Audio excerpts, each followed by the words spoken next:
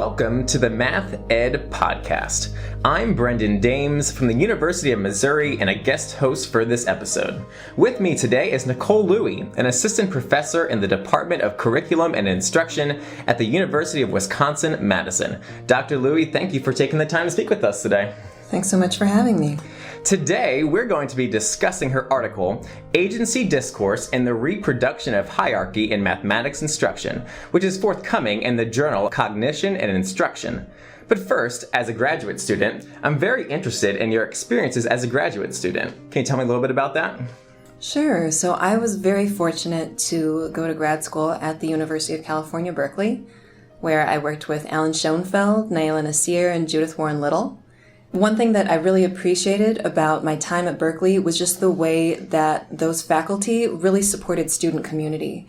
The students that I met there continue to be the colleagues who I turn to the most for both emotional support and generating ideas and writing together, and having that extended family in academia has really made it much more pleasurable and survivable for me. Yeah, who are some of the scholars that you worked with at Berkeley? Right now, I'm writing with Aditya Adiraja at the University of Arizona. I've written with Nirul Shah and Dan Reinholtz, Evra Baldinger, and then also a lot of, I guess, the earlier generations of my academic siblings of people who were students of Alan's, like Danny Martin, Vicki Hand, worked with him as a postdoc, Lonnie Horn. So just a really large and supportive academic family. Yeah, sounds awesome. So now thinking back to the article, is there kind of like a behind-the-scenes story about the origin of this forthcoming article? Yeah, so something that I allude to a little bit in the article is, as a graduate student with Alan, I worked on a project where we developed a framework called the True or Teaching for Robust Understanding of Mathematics Dimensions, where we identified 5 dimensions of powerful mathematics instruction. And when we were working on that project on the research end, we knew that we wanted to develop some tools that would also be useful for professional development. And a concern that we had was that the rubrics that we developed for research would be used in ways that would really damage teachers in teaching as much, if not more so, than supporting the kinds of improvements and learning that we wanted to see. So a few members of the team, including myself, worked on changing those rubrics or adapting them into a tool for professional development that we called a conversation guide. So instead of rating teachers, it was sort of, here are some questions that teachers might think about in partnership with other people like coaches or colleagues, administrators.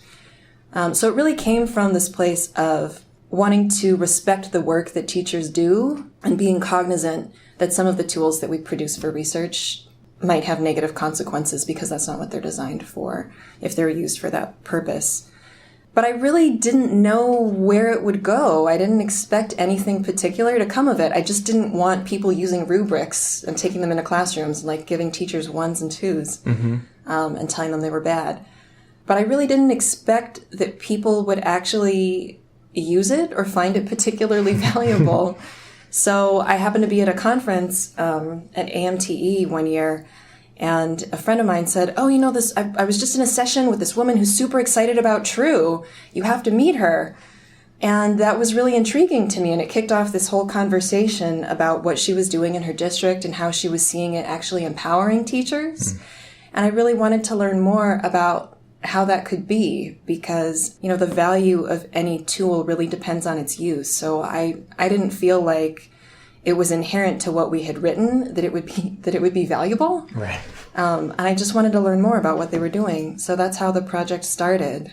Awesome. Okay, so we know widespread debates persist around these ideas of traditional and reform approaches to math teaching. And in your paper, you take the lens of discourses, and specifically agency discourse and hierarchical discourse. So why did you take that lens of discourse, and what did you mean by agency discourse and hierarchical discourses?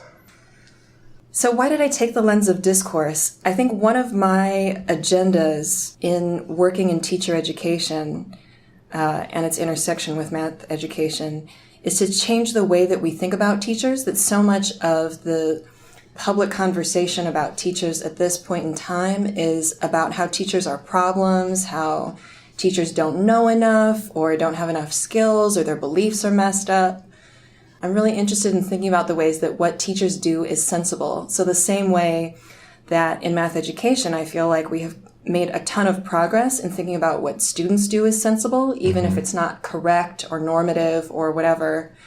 Bringing that same perspective to thinking about how what teachers do, even when it's problematic or doesn't support student learning the way that we would like it to, it makes sense within the cultural and political contexts, as well as the material contexts that they're placed in. And I thought that discourse was a way of doing that, of thinking about how ideas that aren't just in teachers' heads, that aren't just in individuals' beliefs, but are actually circulating through society and in many ways built into the working lives of teachers. Discourses, I think, gives me a way to do that. Okay, yeah. So, of course, there are more details in the article, but briefly, can you describe the context and data for the study? Sure. So I conducted the study in a large urban school district in the United States. When I originally conceptualized the study, one of the things I was really interested in was looking at how hierarchies of mathematical ability intersect with racial hierarchies in classroom interaction.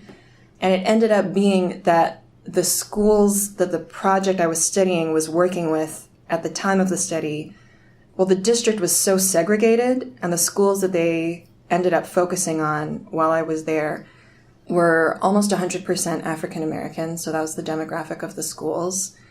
I focused my data collection on work with the teachers, and the professional development was really focused on supporting teachers to shift their math instruction in ways that would support more student voice and what they were referring to as agency, moving away from some of those familiar teacher-centered practices so that students would have more opportunities to generate their own ideas and learn from each other.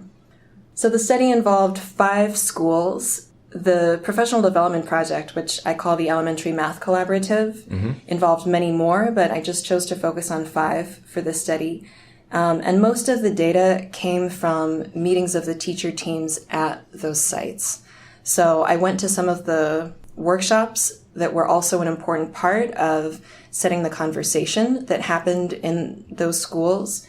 But then the analysis mainly came from meetings that teachers had that were facilitated by the EMC coach, where she would basically visit, one of the teachers would volunteer to be the lead teacher.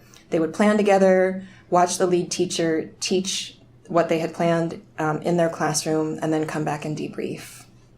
So I am speaking with Nicole Louie from the University of Wisconsin. And now, Dr. Louie, in what ways did you see the teachers using agency discourse in their classrooms? So I was super impressed by this just because we know that instruction resists a lot of changes, but they worked really hard to bring agency discourse into their work. So one thing that I saw was that they used agency discourse to kind of set a vision of how their instruction should be, which I think is super important because for many of these teachers, they haven't experienced the kind of instruction that we're trying to get them to enact.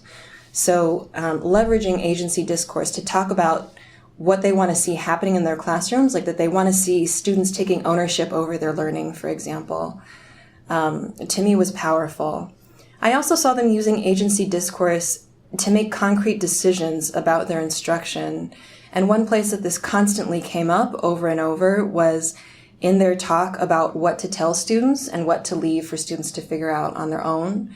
So one teacher might ask a question about, I was thinking about telling them that they don't need these 2 pattern blocks for this activity. And another teacher would say, well, why do you want to tell them that? Don't you think that they can figure that out on their own? So agency discourse came into their conversations in that way. Another way that it came in was just in building kind of a sense of solidarity. So it really impressed me that these teachers were able to reveal struggles that they were having in their classrooms around supporting student agency, and then they were able to share in those struggles with their colleagues. So saying, I just have this real habit of spoon feeding them and I've got to stop doing it, but it's so hard. Can you pull me back if you see me doing that? And instead of it being a thing that teachers were ashamed about, or a thing where it was like that it wasn't safe for them to share with their colleagues that they were struggling, they really worked together to develop the sense of being a team, that we're all working on this, we're all struggling with it, and we're going to help each other. Yeah, that's very important. So how did you see the teachers using then the hierarchical discourse? So in spite of the fact that they used agency discourse for lots of different things and that it came into their conversations very routinely, I kept hearing them talk about high kids and low kids. And at first I thought, well, I wondered, are they just using those as shorthand to talk about certain kids, but maybe it's not really affecting what they actually do with those kids or those kids' opportunity to learn? But the more time that I spent with them, I feel like it became really clear that they were using hierarchy discourse to reason about the kinds of opportunities that students should have. So, for example, in one planning meeting, they were talking about whether the teacher would ask students to share their thinking as a way to close the lesson. One of the teachers in the meeting said, yeah, you can just pick those high kids, those ones that you probably have in mind already. And the lead teacher said, oh yeah, I know who I'm going to call on. So, clearly there's some opportunities for sharing their thinking, for being seen as capable mathematical thinkers that students who the teachers weren't already thinking of as high just were not going to get. I also saw instances where even when students who were considered low shared really solid mathematical thinking, the teachers just continued to talk about them as low. So there's one instance in the paper where a girl has done some really sophisticated thinking about multiplying by a unit fraction. And in the debrief, the teacher says, yeah, even Kayla, who is very, very low, was able to see, blah, blah, blah. And there just wasn't, it didn't seem like there was any space for that way of thinking about kids to be questioned. So in a funny way, I think it also, like this function of building solidarity also happened through hierarchy discourse in the ways that teachers refused to is too strong, but avoided challenging each other. And even would join in if somebody said, well, I'm not sure I should do this because these kids are really low. The school is just... and the coach might say something like, well, are you sure? I think they could handle it. And other teachers would just jump in and say, no, these kids. So there's this way that even though they were building ideas and a sense of team identity around supporting student agency, they were maintaining a more conservative identity around what these kids can and can't do. Right. So having written this article, how do you see it relating to the ongoing efforts in mathematics education towards equity and inclusion? So I think for me, one takeaway is similar to things that Danny Martin and others have said.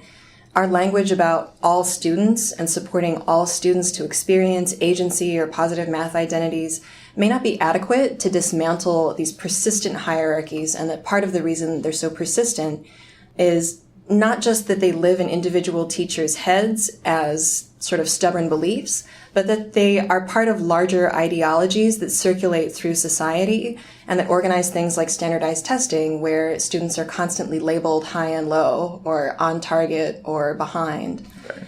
So I think that understanding that just highlights how important it is for us to interrogate how hierarchies, whether or not they are connected to particular racial groups or gender or income or language, these hierarchies persist, and we have to look at them a lot more closely if we're actually going to make the vision that we have for mathematics education available to all students.